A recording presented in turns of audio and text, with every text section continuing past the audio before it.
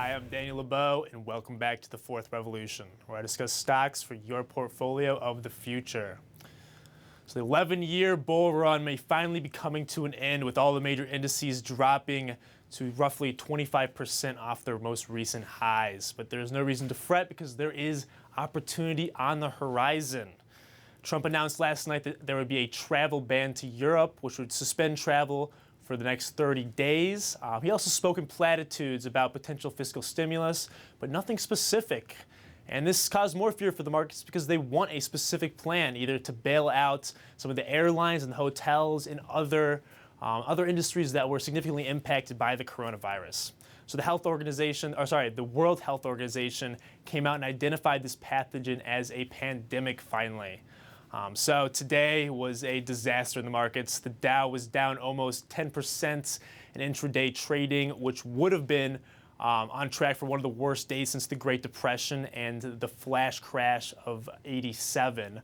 But the Fed stepped in and announced it would be providing $1.5 trillion in short-term loans, which the markets took a little bit of a bounce off of, but continued to slide after this. So fear has taken over the world. The NBA, the NHL both said they were suspending their seasons as of now. The NCAA March Madness tournaments will be playing in front of an empty crowd, or an empty stadium, sorry to say. And what do we do as investors? Are we selling out of our portfolio? Are we buying more? Are we holding our current assets? So this may be the beginning of a small recession, but we've already priced in a good portion of it. This is time to start doubling down on some of the strongest long-term bets and companies with healthy balance sheets.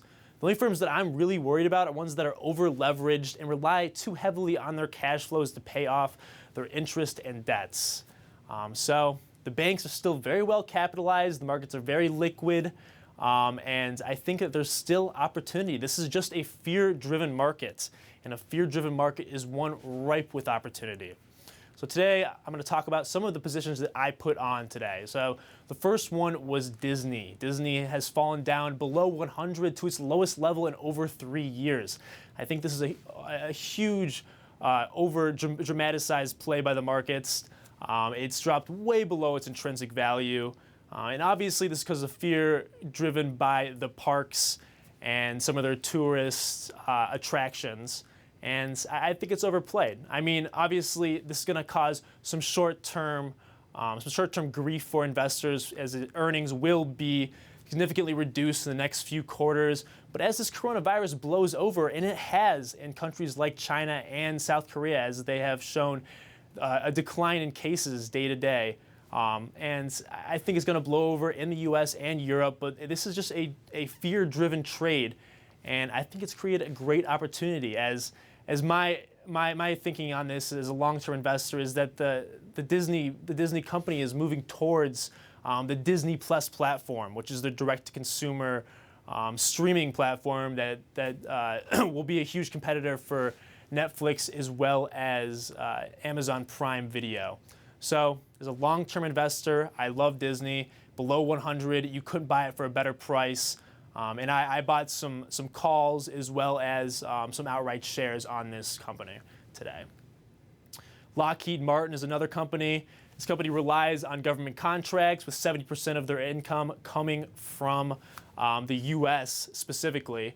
And for our upcoming election, both of these incumbents, Biden and Trump, which have the highest chance of being the two incumbents in this next election, are both pro-military spending. So I can expect Lockheed Martin to continue driving its top line no matter what's happening with the economy. So I think this is a great buy right now. It's fallen off over 10% today, and as you can see, it's dropped to, I think, about 320, down from its roughly 450 highs. So I think this is a great opportunity for Lockheed Martin right now. Microsoft, another good play. Microsoft has a very healthy balance sheet. It's very cloud-oriented, so the company doesn't really rely as much on inventory as they did in the past, and this is great for them right now, considering that there's been a supply chain shock around the world because of this coronavirus, and Microsoft might be able to jump over some of the hurdles other inventory-based companies wouldn't be able to. So I think that there is a good opportunity in Microsoft. I think really the only thing that's happened in Microsoft is it's been discounted, as these subscription-based revenue drivers will not be significantly hampered, should I say. So I think that this is a great opportunity right now, especially considering that this is one of the largest U.S. traded companies and has a very, very healthy balance sheet to hold it up.